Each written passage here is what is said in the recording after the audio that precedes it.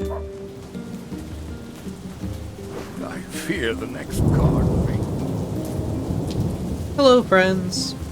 Welcome back to our Nier Replicant Let's Play. Today, we are heading to the Forest of Myth, and we will see what happens there. Shouldn't take too long. I think I'm gonna try to kind of skip through a lot of it if it's a lot of repeat stuff.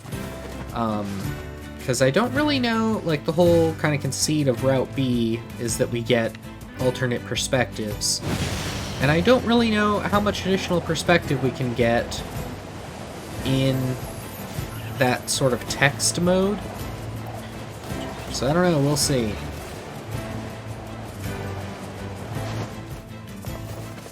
And regardless, that shouldn't take very long if I'm remembering right. The first time we did the Forest of Myth, it was like 10 minutes. In the second half, 15 minutes maybe. Ah, the home of that blasted dream. Yeah. Truly a nightmare I hope never to experience again. I hear you. Oh, hello. How are things? Well, I have been feeling a rather strange presence whenever I visit the Divine Tree. The Divine Tree?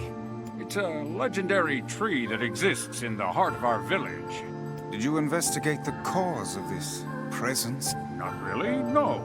And why not? Well, we're not really supposed to go near the tree, except for prayer. And why is that? I don't know. It's just how things have always been. Weird. Weird indeed. I kind of feel like the Forest of Myth could stand to be a little bit more fleshed out than it is. Like, it's just this place we go to where things are weird. Okay, let's go. The grass, the trees, the woods. Why do we seem to encounter nothing but odd people lately? You should talk, Vice. As if Grimoire Weiss is capable of spouting such nonsense. Hang on. I don't think it's done. Is the dark entity that governs all memories. Is the voice this clear the first May the time? words form themselves to your liking. Does that mean it'll tell us what we want to know? That'd be nice. Black, pure darkness, painted over everything. Words scattered here and there across the blackness. Kind words, difficult words, amorous words, all sparkling in the dark like jewels. The words were few now, but time was shorter. Grabbing the words in desperation, the tree turned to the sky. "This is wrong," whispered the tree, in the voice of the wind through the leaves. "This is not how it was supposed to be. The plan has failed." Once, long ago, the tree had remembered everything about the world. This was its task, its function, its purpose. It shivered with something approaching joy as it collected the memories of mankind. This was no accident. Emotions were as much part of the tree as root and bark. Memories collected like dew on the thick green leaves of the tree. And once they had formed a web that spanned the entire world. Words collapsed into sunlight before passing through the leaves and into a pool of memory. From the pool, the words joined together to form colonies, and colonies united into whirlpools of light, and the light coalesced into stars. Each star was like a child of the tree, and it loved them all. "Look at my memory. Child is here, brought low by disease. He is far too young to have suffered so. Thin beyond words, the boy's skin is a shade paler than the bleached sheets upon which he lies. His parents no longer visit him, for they cannot bear to watch him suffer. The doctors have long since surrendered his fate to the gods. The boy, too, has abandoned hope. Strange emotions, weariness, hatred, swell within the dark recesses of his young heart. He tries to reject the black terror that germinates in his body, but no amount of effort or tears can drive the invader away. He has long ceased to resent his parents and doctors, once he did, but now his pain is so great that there is little room in his heart to think of others. Only one person brings the boy comfort, a healthy young girl with tan skin and deep blue eyes. She is a beacon of brightness and light in the boy's world. Her very presence is a comfort to him. He is unable to look upon her face. Whenever they meet, the boy is filled with loathing for his own state. Soon this loathing eats away at what joy he receives from the girl's visits. The girl will stop coming. He knows this. His every waking moment is spent in fear of this day.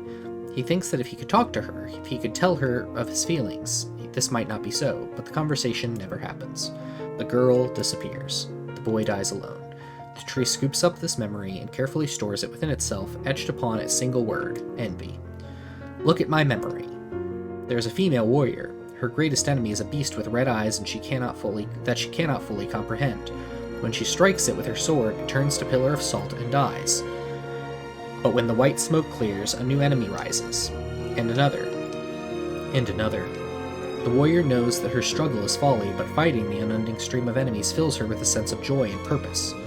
Somewhere deep within the warrior's drug-addled mind lies a vague memory of her daughter. Perhaps the child exists only in her head, the dying remnants of a powerful dream. She does not know. Her friends and fellow warriors come and go. Some flee in terror, some are eaten. She began the fight with 63 companions, but most are now gone. The warrior's body shudders. She does not understand why at first. By the time she hears the fierce, loud sound, the arena is already enclosed in darkness. Looking up, the warrior sees a beast so large it blots out the sky. She is laughing. She has been doing so for as long as she can remember. Covered in blood and dirt, the warrior laughs. She laughs and laughs until the town that contains her daughter collapses into a pile of dust. This memory has been stored for a long time. It is etched with a single word: loss. Look at my memory. A red dragon falls from the heavens. Ah, that memory has been lost. A shame. It was a favorite of mine. After many centuries of existence, the tree saw that its carefully labeled memories were beginning to dwindle.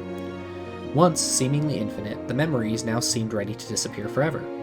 The tree did not feel sadness at this. Grief was of an emotion beyond its comprehension. It did, however, have the distinct feeling that something was missing. The mountain of memories it had so carefully assembled had disappeared. The tree stretched its branches as far as it could, but new memories refused to flow. The pool of memories was a black, empty pit, a hollow place where life had once flourished. The tree had lost its purpose. There was nothing to be done but sift through the few remaining memories littering the ground under its branches. This is why the tree was pleased when the young man and his companion entered the room. Well, this place is gloomy as hell. The room Nier had entered was almost completely empty. All he could see was a few crystals scattered haphazardly on the ground. Picking up one of the crystals and peering into it, Nier suddenly saw a familiar sight. It was the forest of myth, its villagers prisoners of their own dreams. I apologize, thought the tree. That is all that remains. As Nier stared at the jewel, bewildered, a voice suddenly called out from the depths of his mind. The voice implored them to listen. It was an order. Following it was mandatory. Abruptly, the pair realized they must listen. Look here.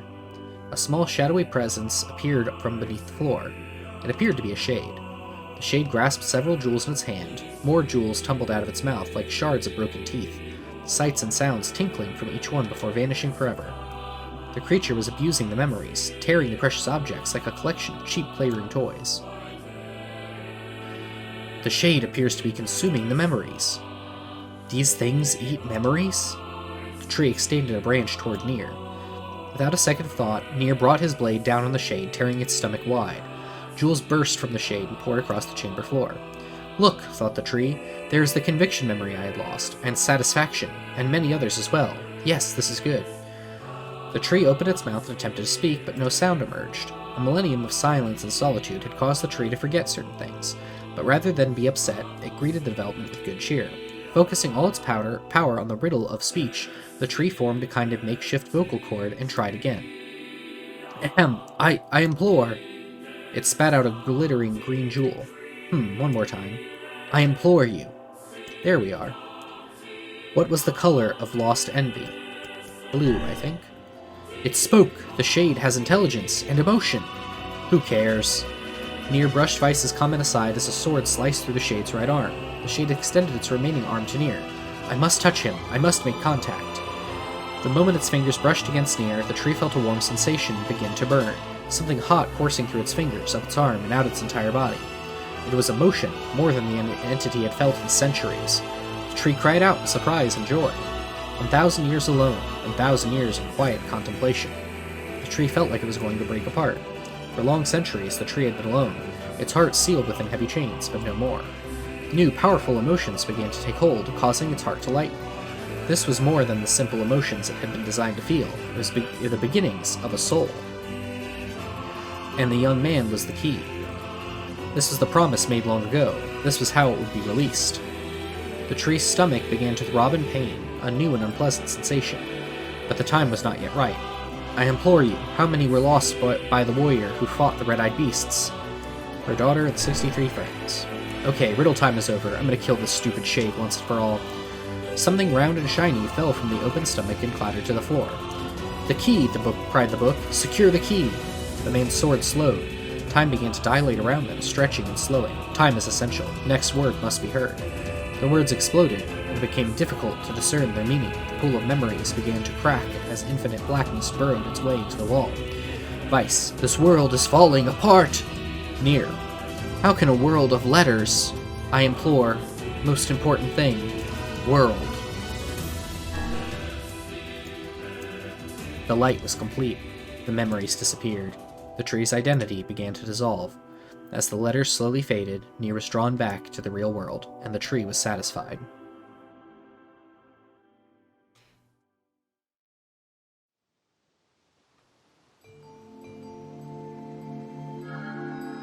What in the... I never realized shades were capable of rational thought. I don't care if they can tap dance and play the fiddle. I just want to kill them without all this hassle.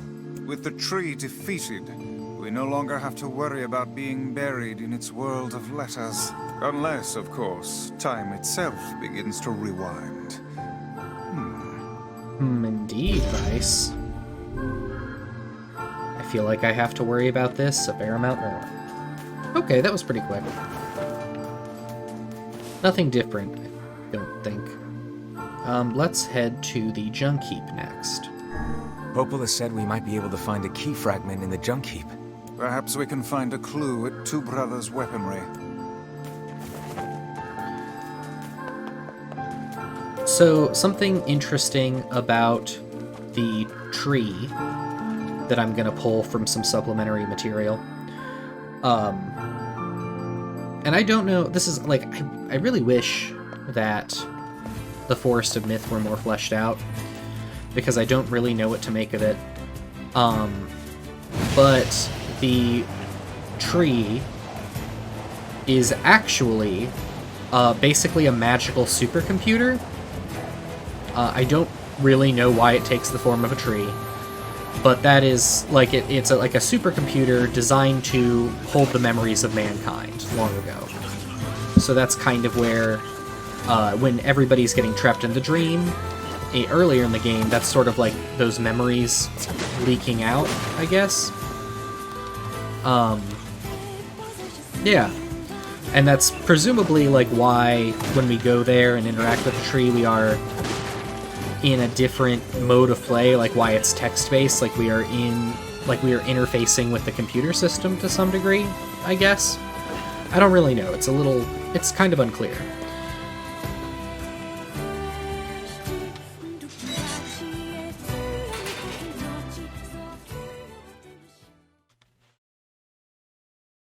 It's not kind of unclear, it's very unclear. Damn! Where'd they go?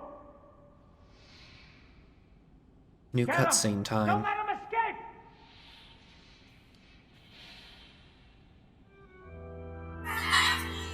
Are we gonna die, Mom? My child. I see something over there!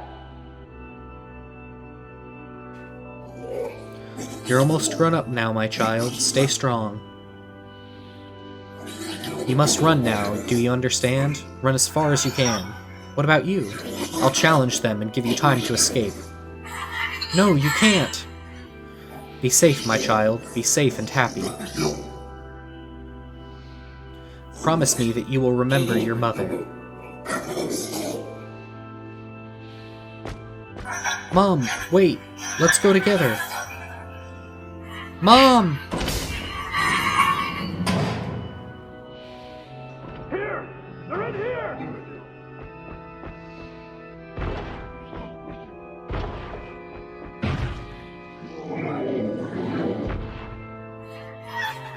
Mom, no, don't leave me.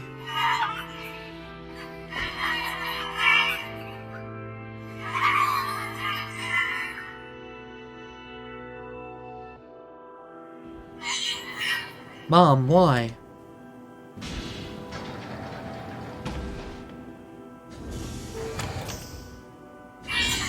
Who's there? Who are you? I'm Khalil. What's your name? Military defense robot. P-33. You are an intruder. You must be eliminated. Error. There is something leaking from your eyes. I'm crying, you big dumb robot. I miss my mom. What is crying? Who is Mom? It doesn't matter. I can't see her ever again, because she's dead. My creator is also dead. He perished hundreds of years ago. Hundreds of years ago? Really? 874 years, 10 months, 14 days, 4 hours, and 43 minutes. 44 minutes. Aren't you lonely? I am incapable of being lonely, or missing others, or crying. I'm crying because I don't want to die. You will die. If the humans catch me, they're gonna kill me. Why will they kill you?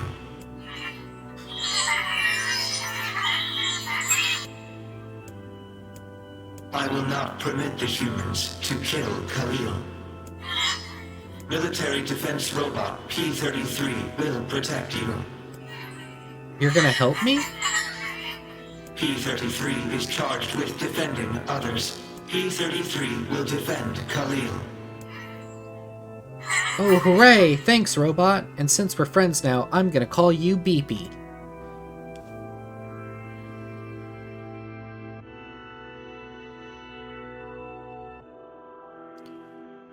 So, you may recall... Oh, still in cutscene mode. There's gotta Never be mind. tons of machinery here. Yeah, but I don't know how much we can actually use. Oh, wow. Check this out. It looks brand new. Hey, be careful, all right? This place is dangerous. I'll be fine.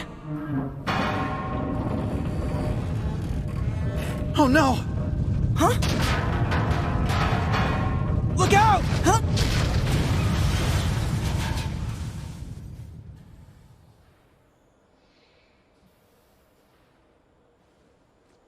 Huh?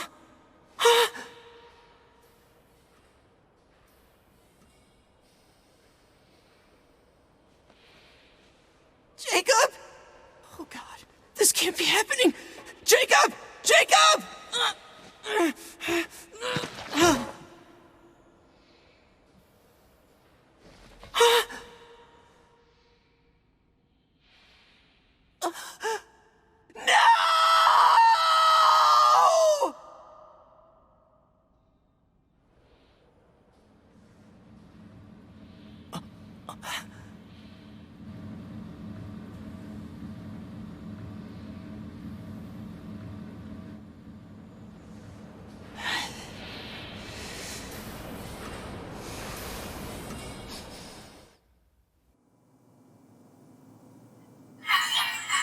Wow, that was scary. The noise of the intruders caused the structure to fail.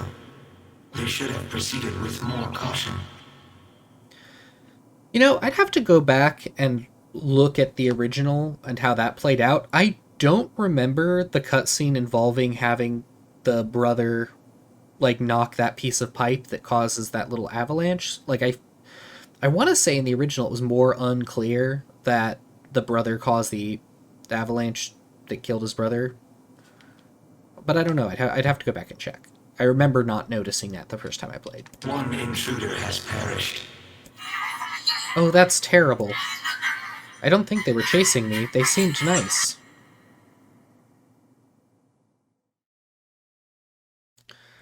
But yeah, when we were here the first time in the junk heap, Perhaps we should speak to the brothers. They I might mentioned know something about this. Yeah, Vice. Let's go. Oh, hey there. It's been a while. You're the little one, aren't you? How fares your brother? My brother's been dead for 4 years. Oh, It's okay. I need to ask you something. What is it? You heard any rumors about shades around here? Not the little ones. I'm looking... No, I haven't heard about anything like that.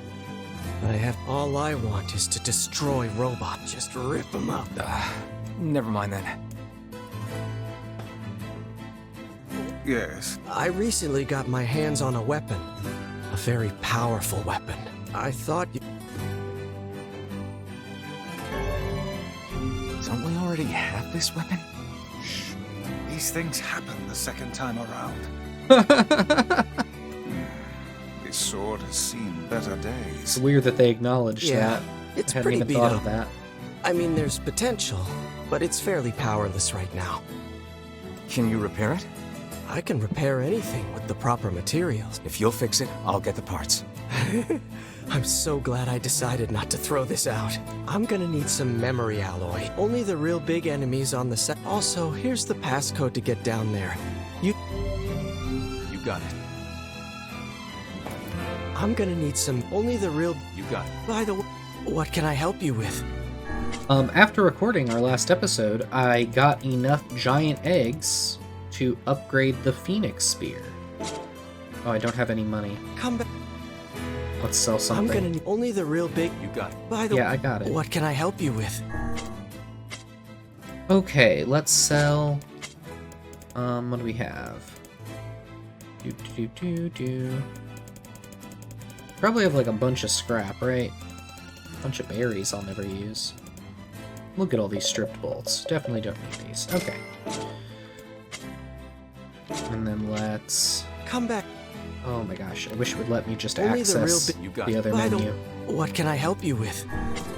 Okay. Oh, we can actually upgrade a couple things. Phoenix Spear. Awesome. It's gonna get substantially more powerful. If we want to upgrade it again, we need an eagle egg, 2 gold ore, and a broken wristwatch. Come. Can I buy any of those things only from the you? real big. You got it. By the what can I help you with? Oh, I hit the wrong thing. I'm so Come sorry, back. everybody. I'm gonna only the real big. You got it. By the You got what it. can I help you with? Okay, we cannot buy gold ore, unfortunately. Come back. I might, depending on how hard that stuff's going to be to get, try to actually upgrade this one more time, because I think I'm just going to use this for the rest of the game. And if it makes everything faster, that could be nice. Alright, let's go get some memory alloy.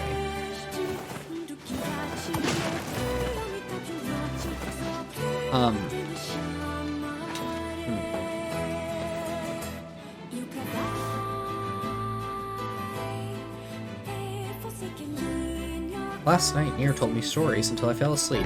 I don't remember anything, but boy was I happy. It's a shame about the older lad. He was but a child. Sounds like you went into a dangerous area for the sake of the business.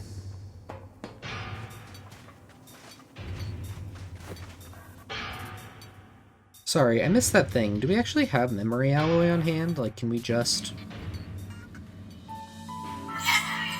Okay, ready? What's a ship? A large seagoing vessel that carries freight and passengers over bodies of water. Yay! You're so great, BP. You've learned so much. You have taught me much, Khalil. Jeez. You have helped to expand my vocabulary. You have instructed me in the ways of the outside world. Well, there's tons of stuff I don't know either. Maybe we should leave here and go explore the world. Because we are friends. That's right! Yay! It's gonna be fun! Jeez. Once I finish my secret dish, I'm gonna feed it to Nier. Then he'll see how helpful I can be. I feel like we're getting new diary entries in the second route. Yeah, okay. Looks like we have the memory alloy, so we can just go ahead and wrap up the junk heap, everybody. Wow, we're really blasting through. Okay. That's some pretty impressive stuff you found. I'll start upgrading your weapon right away. And since you did me a favor, I won't even charge you for it. Sure did. Didn't just use the stuff I already had in my pocket. Well, that's for sure. Actually, this is gonna take a little more time than I thought. No sense in you waiting around. I'll send you a letter once it's ready. That would be great. Just knocking It stuff off the appears we have list. some free time on our hands. Maybe Popol has found some information about the Shadow Lord. Let's drop by the village. Very well. You got it. Anyway, as I was saying, I especially don't like the junk heap in Route B, where you're getting the background information on the little shade and the robot who end up being the boss. Because, like, this to me is the worst of Yoko Taro's writing, where it is just, like, pure tragedy porn. Like, what if everything was the saddest version of the thing it could be? The Shade is a child and extremely naive, and lost its mom, and the robot is super friendly and nice, and they bond, and they're best friends, and they're gonna go explore the world, and everybody's just misunderstood. And it's like, they had multiple meetings about how can we make this even sadder when you kill them. And it's like totally unrelated from the rest of the stuff. Like, why is that mom and child shade even in the junk heap? They shouldn't be there. Like, it's a place only with robots in it. There have not been any shades, and also I guess there's humans hunting the shades in there? Like, it's not really a thing we see anywhere else. Like, everybody's kind of afraid of the shades. They don't really hunt them. There's not even a community around the junk heap. People seem to just go there for parts, so, like, that's weird. Also, why? Like, presumably, I guess when you have your soul extracted from your body, you stop aging, which means that any children who undergo the Gestalt process stay children. So we just have this, like, 1,300-year-old child. Why? Presumably just to make it that much more sad because there's kids involved. Like, it's just, everything is cranked up to 15, and we wrap back around to it feeling a little ridiculous, in my opinion. Learned anything new about the Shadow Lord's key, Popola? You know, I was just going to talk to you about that. You remember the Aerie, right? That depressing shell of a village? Not so much anymore, it sounds like. I just got this letter from the village chief. Have a... Okay. Yep. Sacrifice. Isn't that the name of one of the key fragments? That's right. I've been trading notes with leaders from every town in the land. You're amazing, Popola. This entire affair strikes me as a bit too convenient. I'm afraid Grimoire Weiss is correct. What do you mean? The Aerie has been shut off, and now they've not only opened trade... I agree. You're overthinking it. Besides, I don't care if it's dangerous. I won't get Yona back by just sitting around and waiting. If there are shades there, I'll just kill him and be done with it. Oh dear. Well, if that's the way you feel, I guess I won't stop you. Try speaking with the chief when you get there. Apparently, I thought that I was just gonna skip through all of the third playthrough to get endings C and D. Because once you play through on the third time, it's just kind of a choice at the end between the endings, so you can get both in one playthrough. Just load the save. But I was reading last night... All right, let's go see the chief. What a soul-crushing place. Let's go indeed. I was reading last night that one of the things that is added in Nier Replicant is additional cutscenes in Route C. So might have to actually record that and see what's up. Although this playthrough is going very fast, so can probably just knock it out in a couple sessions. But one of the things apparently they added is some additional context with Devil and Popola. I cannot fathom that village setting up a mercantile. They must have truly opened their minds. Yeah, I have my doubts. Poor Kaine. Aren't you glad to be going back home, Kaine? Home? The place is a shithole. Ooh, the village. It's home to so many terrible widow memories, isn't it, Kaine? Shut up, shut up, shut up! Forgot about Tyrion there for a minute.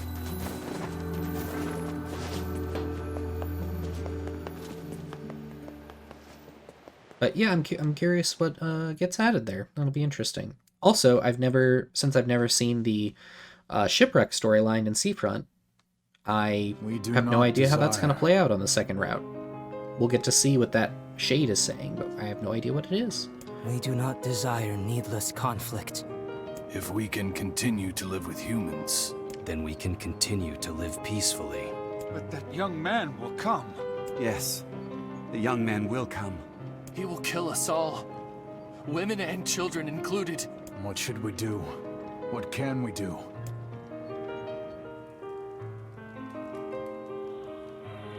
So it does sound like I was right. I'd forgotten exactly what's happening in the area. It sounds like I was correct in that the Shades are to some degree living with the humans here. Interesting. I wanted to look at Kaine's house and see how it compared to the little story that we had. She seems to just be living in at this point, a hollowed out one of those houses that are attached to the wall, which is kind of interesting.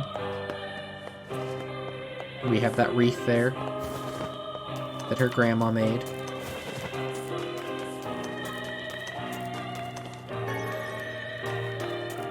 Okay, the Aerie. I'm sure this will be totally fine and not stressful at all with the additional context. What if we're actually the good guys? Wouldn't that be a twist? Hey, gold ore, we need that for our spear. Nice. This is why you pick up everything you found on the ground. Might be gold. You don't know. I wonder if the people in their houses have anything different to say.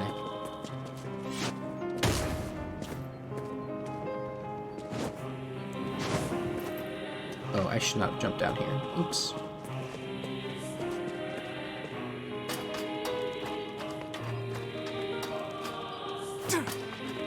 I don't know if it's any faster to jump up the ladder, actually.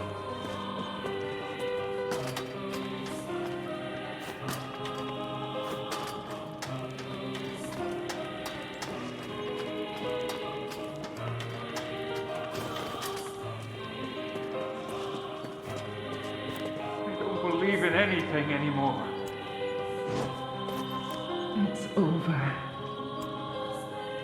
Oh, so here's an interesting kind of detail. I think this hints that the Shades are living here. One, you don't see any NPCs, but if you look at the houses, like we talked about how they're all closed up, like the windows are these metal hatches. And presumably that is because the Shades are weak to sunlight, and so these houses are made to keep the sunlight out, I would think. That is my guess. The Shades attacked again last night. So it seems the Shades are still attacking. Like, I think that some of them are living with humans, but presumably, some people are getting possessed, and some people are just afraid of it. Like, in Kaine's backstory that we read, it was hardly it didn't sound like the Shades were living peacefully with humans at that point in time. This village is finished. I'm scared. Make it stop.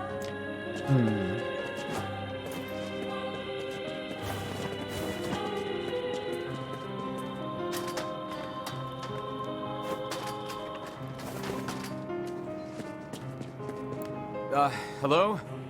We're here from Popola's village. It's all over. We came to ask about the letter you sent. Our days are numbered. Our village is doomed. So, that seems pretty bad, right? As cheerful as ever, it seems. You're the one who wrote the letter, right? I don't know about any letter. What the hell is going on here? It may be faster for us to take our inquiries elsewhere. Let us ask around.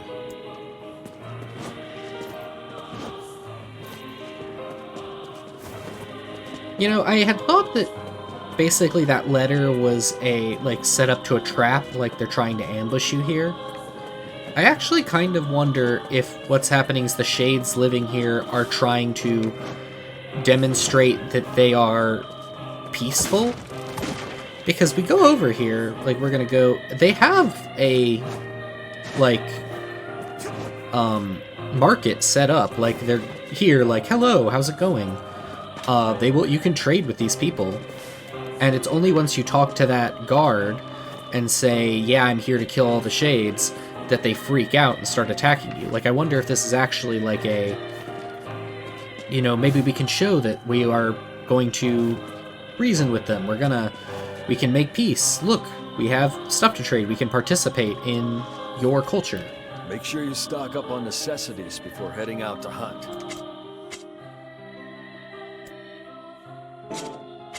Yeah, I think Come we'll back thanks. anytime. Nice thing about the second playthrough is when you're playing on normal, you are so strong. Come back soon. As you go through later playthroughs, that everything goes much faster and you don't have to worry about healing as much. I hope you grow some real buttes. Yeah, see, just selling My weapons may not. flowers and weapons and fruit. Axe of Beheading. Do I not have this? Thanks. I guess I don't. I should buy that. Okay. What can I sell?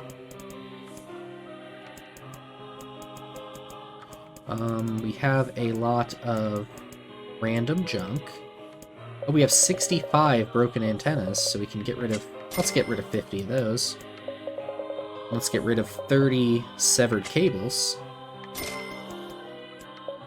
And we'll get rid of 20 stripped bolts. We're almost there. Some dented metal boards. I think that'll do it. Oh, we are 2 off. Okay, How about some antidote weeds? I've been poisoned once in 20 hours. Okay. Thanks. Glad I got that. That's intense. Okay. That was close. A letter, huh? Yeah, I think I heard something about that. So, you know about the letter? Maybe I don't. I'm not sure. I wonder if, So in order for these people to be shades, like, they can't just turn into people, they'd have to be possessing people. So maybe the guard is, like, possessed or, like, sharing the body with the shade. Which is it, man? Oh, And that's why he doesn't if I may remember. ask, are you friends of Kaine? You could say that. Ah, I've heard the rumors. Here to hunt shades, are you? Indeed. Our aim is to defeat every last one. Every last one? Everyone? Everyone. Everyone. Vice! Beware, this man is a shade. Damn it! It's a trap! I figured as much. You were You guys sure are right. taking your goddamn time. 1,000 apologies. We were distracted by the local welcoming party. Want some help? A carnival of murder? I love it.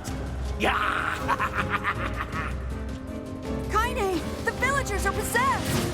But not all of them. Some are still human, so be careful.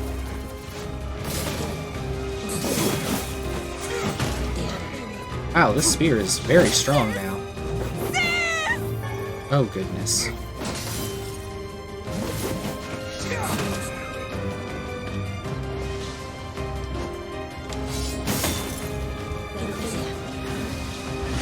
Put down that weapon, please. I beg of you. So it looks like the villagers that are actually out and about are on good terms with the shades. Why are you here? Everything was fine until you showed up.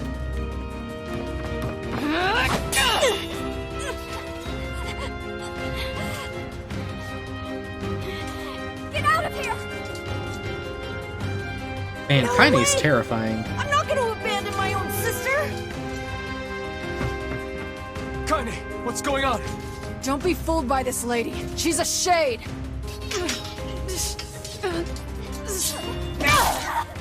Duh. No! No!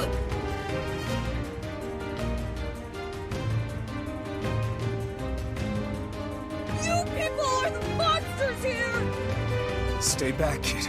Your sister is one of them now. I don't care what she is! She's my sister, and I love her.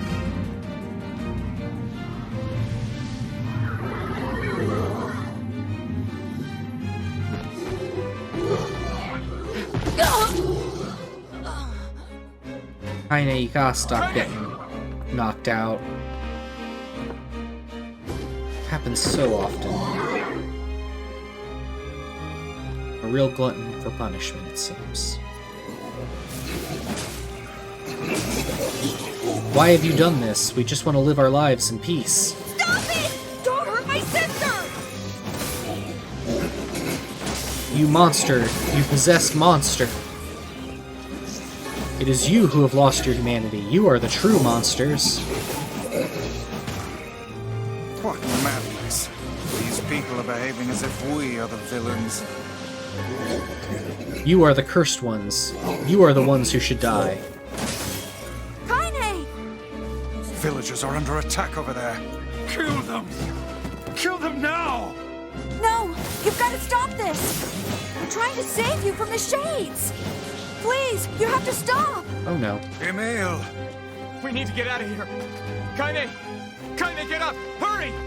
Aw, the little vixen has finally run out of steam. Is it my turn now? Are you sure about that, sunshine? Damn it, Kaine! You gotta get up! Emil, watch Kaine! I'll go clean up over there. All right. He's a shade. My husband's a shade. See, like, they want to live in peace, sure. But also, it's hard to determine how consensual this possession is, right? Like, a lot of the people don't seem to love this and are pretty afraid. Like, I can't really tell what's going on. Just leave me alone. I don't know. I feel like I don't know if I'm being too nitpicky here and I should just embrace the emotional truth of the idea that we're monsters. I can't tell who's human anymore. But, like, I don't know. That feels like a weakness in the writing to me. For me personally, like my specific tastes. What's happening?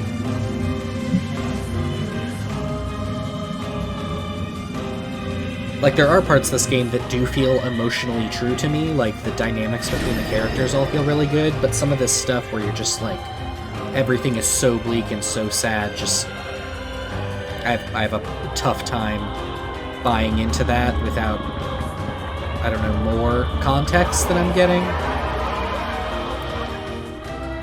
By my pages. Feels a little Is this cheap. beast a shade as well? That thing sucked up the villagers. No! If we keep this up, we're gonna kill them all! We can't let that happen! Our village, our world, where am I? Who am I?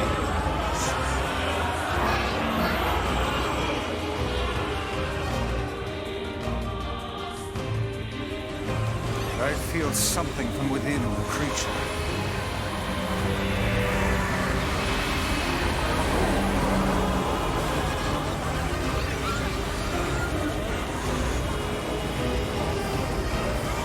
Is this the combined power of all those shades? It will take more than a barrage of magic to stop us. The first to waver is the first to die.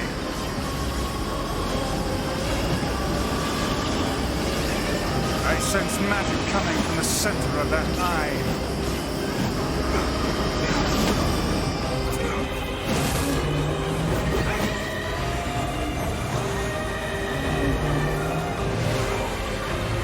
Wait!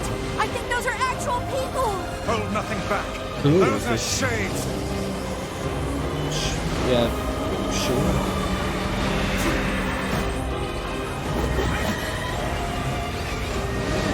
The surrounding tentacles appear to deflect magic.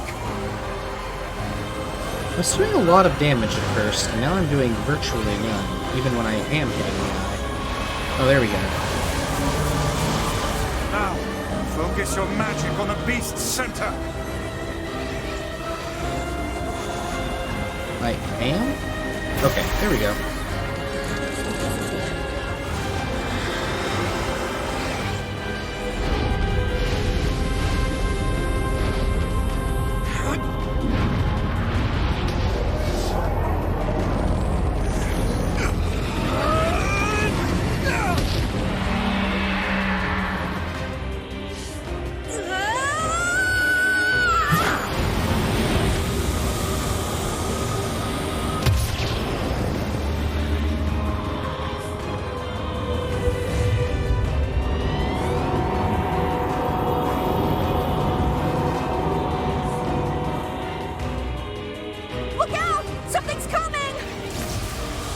You know, so far I'm actually surprised at how little the second playthrough in the Aerie feel like ads. Oh no. I'll try to pin it down! Emil! Like, I feel like we had a lot of this context. Like, I feel like it's interesting what the game doubles down on. Like, maybe this is why I find it weird. Like, the game is really subtle in some ways, but then just really, really wants to smack you over the head with some of this stuff, like the tragedy stuff. I don't know, like, what that reveals about what the authors were trying to accomplish, but something, probably. You must strike it in the eye.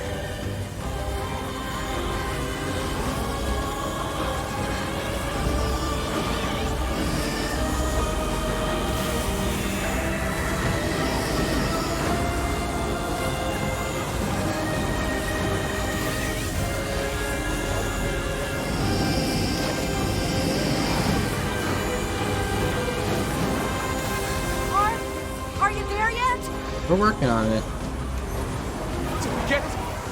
It is escaping to the inner level. I'm coming. Gotta catch my breath. Careful, Emil. Won't help anyone if we lose you here.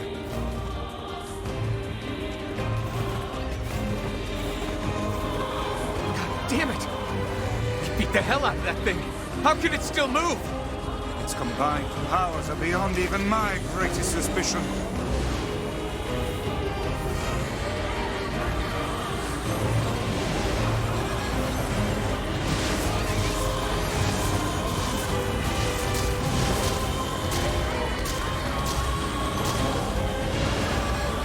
Come on! Help me take it out! I'm doing my best.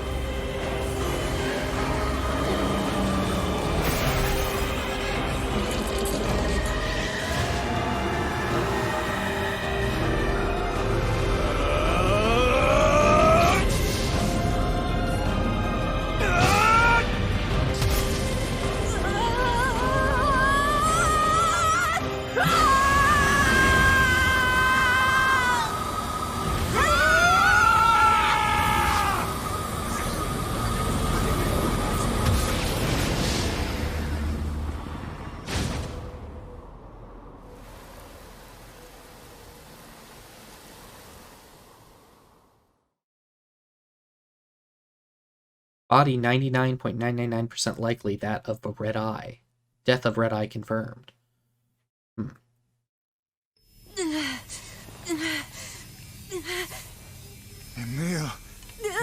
wait! Yeah, surprisingly little extra stuff in the area. Emil! He's gone.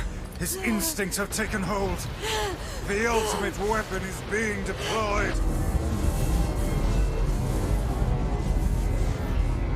Ah, fuck. This ain't good, Sunshine.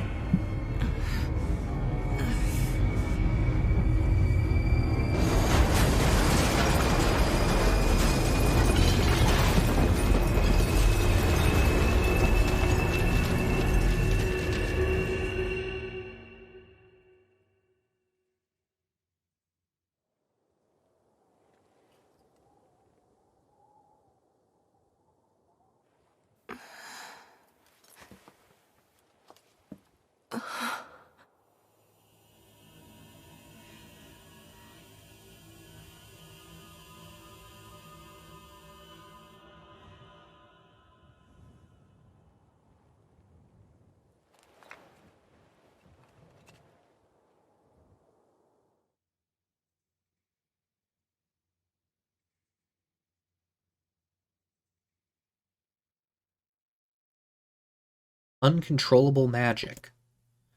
I have to protect the people I love. That was my only thought as I unleashed a magic powerful enough to destroy not only the Shade, but everyone else as well. All of them. So many innocent lives. Destroy. Eviscerate. Crush. Kill. These are the dark impulses that overwrite all other thoughts. As a being that was created to be a magical weapon, these are my instincts. Or maybe it's better to call them our instincts. Emil's Dream, Rampage. Oh, I don't remember this. A klaxon sounds from deep within the bowels of the laboratory. Thick metal shutters drop down, sealing off the room with a series of dull metal thuds. Abort the experiment. Number 6 is out of control. Everyone, get out of here now! Get out of here! The researcher's words are abruptly cut off as a massive hand materializes out of the gloom and lifts him high into the air. The researcher begins to scream. He screams and screams, the sound echoing off the walls of the laboratory until the hand squeezes down, coating the room in a deep crimson hue. The rest of his colleagues stand in silence, mouths open, unable to process what they've just seen.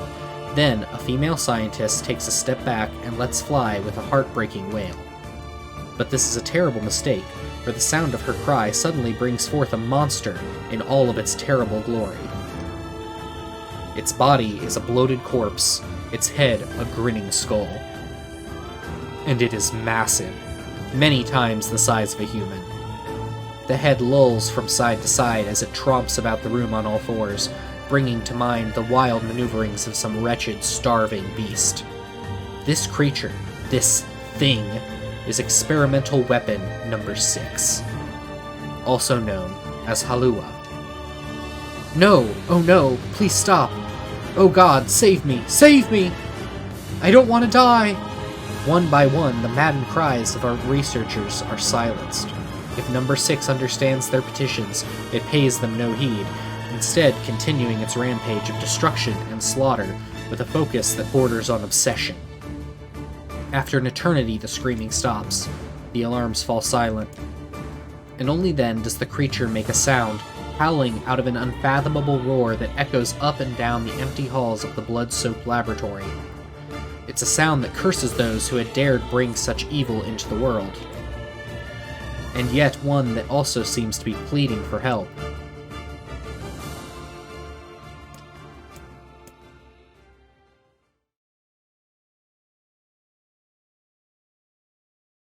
Two sets of footsteps echo in an otherwise silent corridor in the first level of the laboratory.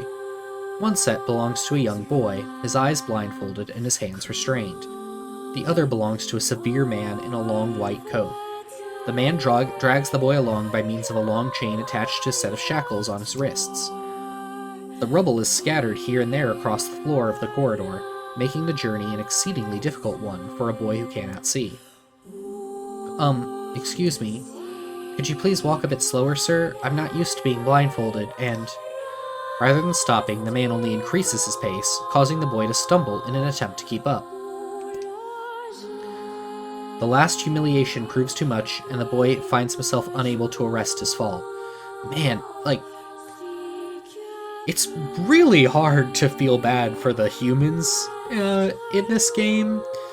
Not the replicants, the actual humans who kind of set up this whole situation. There was that earlier document that we found talking about how they had 7 children that they were going to use for this experiment to make a weapon for who knows what. And the ones who were not suitable were going to be killed. This is a really horrible situation, and it only gets worse here. Without the ability to brace himself, he topples to the floor, smashing his head on a pile of debris and causing a trickle of blood to worm its way down his pale, frightened face. Agonized by the pain, the boy inadvertently opens his eyes, causing the falling drops of blood to emit a strange crackling before transforming into tiny white rocks. "Close your damn eyes!" roars the man. Yes, sir," stammers the boy as he slams his lids shut.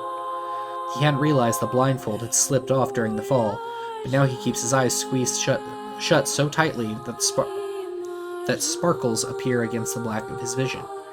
The boy is Emil, also known as Number 7. He is a magical weapon whose eyes are capable of turning to stone anything that falls under their gaze. "Don't look at me," barks the man. "Never look at me." "I'm sorry, sir. I'm looking at the ground now, so if you just hand me the blind..." Instead of waiting for him to finish, the man extends one foot and presses Emil's face to the floor with a heavy black boot. Sir, stop! You're hurting me! I told you to keep your eyes and your mouth shut, so do it! The man knows this boy. This weapon could wipe him out with a single glance, and yet subduing him in this way gives him a sense of relief. After making certain the boy is sufficiently cowed, the man leans down, retrieves the blindfold, and knots it tightly around the boy's quivering head. Wow, these people suck! Right then, on your feet. Let's move. Emil staggers to his feet, trying to ignore the red liquid oozing down his face. The blood doesn't matter. Pain doesn't matter. All that matters is finishing the job they had set out for him to do. On the second level of the laboratory is in even worse shape than the first. The environs are littered with rubble and rock, making the thought of a decent foothold laughable. But the man's eyes linger on a section of rubble stained a deep red. He has a sudden image of warm, gooey brownies slathered with strawberry sauce. Gross. His stomach lurches at the thought, but when he attempts to avert his eyes, they land on the remains of a human being, rendered into what could only be described as a paste. The man blinks, his mind goes strangely blank before attempting to determine exactly how many humans had to be sacrificed to create the scattered piles of flesh around him. After a moment, his thoughts simply cease altogether, as if his mind realizes that trying to put such a thing into form is folly. You could go the rest of the way on your own, says the man in a voice much weaker than he wishes it to be. I mean, what does it matter? You're not even human. You're a monster. With this, the man spins around and dashes back down the hall. A helpless Emil simply listens as the footsteps of his erstwhile captor fade into the distance. Emil finds himself alone in the room with the stench of death and blood. For a moment, he considers opening his eyes, but the thought of the horrors that await him quickly squash this plan. Instead, he stands still and listens intently. Eventually, a far-off sound reaches his ears. That's the howl I heard before.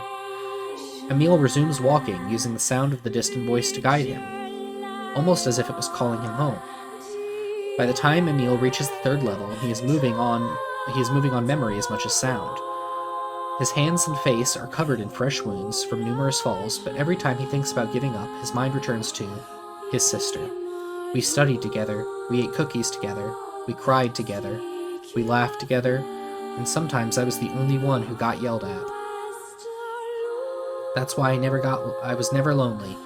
Our being together allowed me to stay strong. For Emil, his sister was all he had to live for.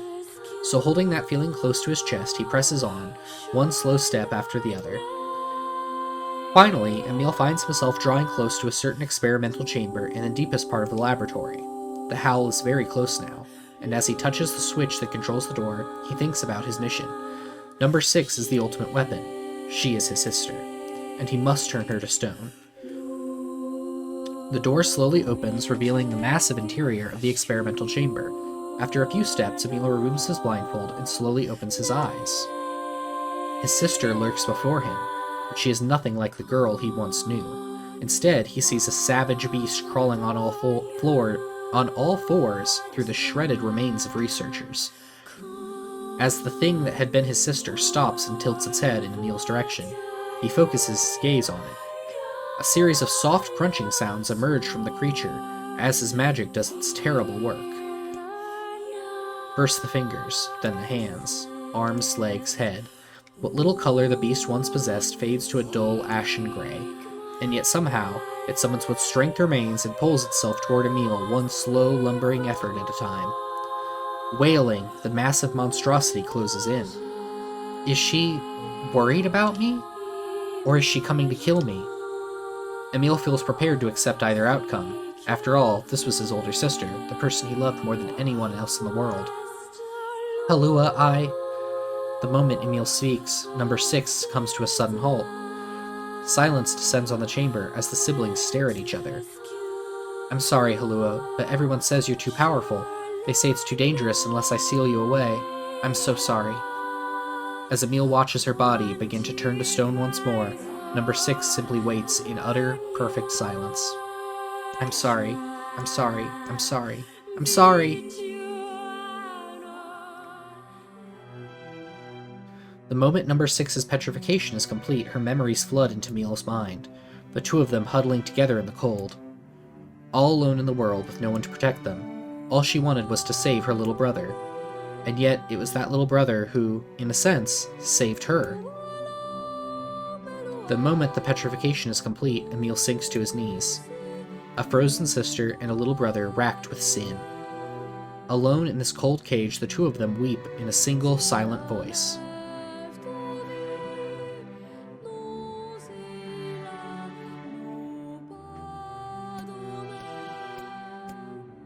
It was our combined power that destroyed the Aerie.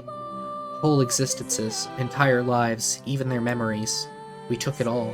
We took everything. My sweet, gentle sister turned into a monster. And the same thing will happen to me now that I have her power. If my instincts as a weapon win out and destroy me in the process, if that power ends up hurting someone I love,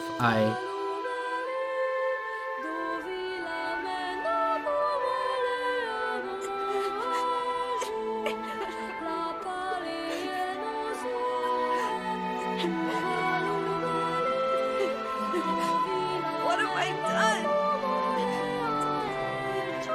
I killed innocent people.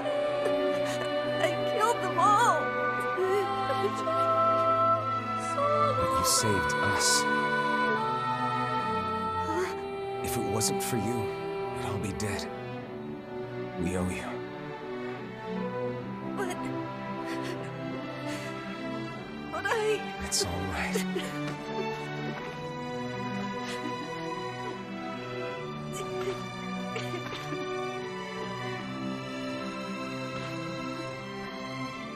Really. Don't look back.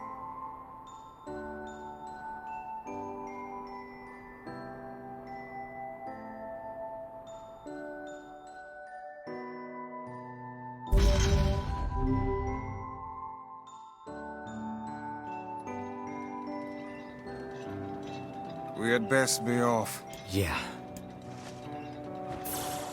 Well, thanks for the heal, Emil. Let's save. I like that as a character thing, where it really kind of emphasizes... We don't get a lot of, like, what's going on in Emil's mind. We can only kind of assume the first time through.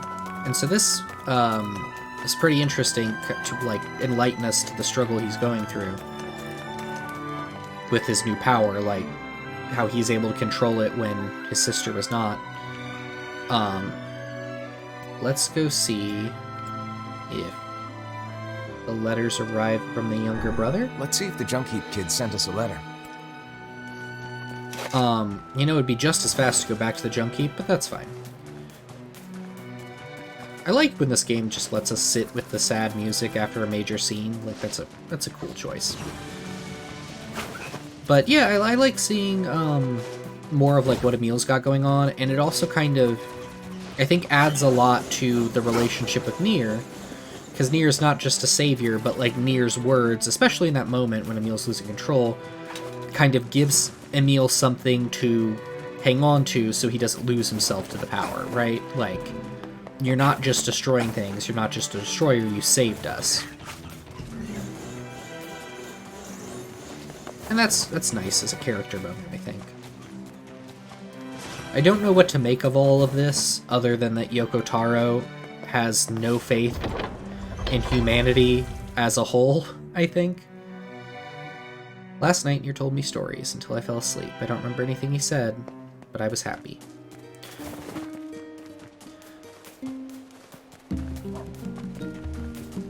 Okay, I think we're gonna call it here for today. Interesting stuff. Next time we will go to, I don't know, either wherever our mailbox tells us to. So until then, goodbye, and take care.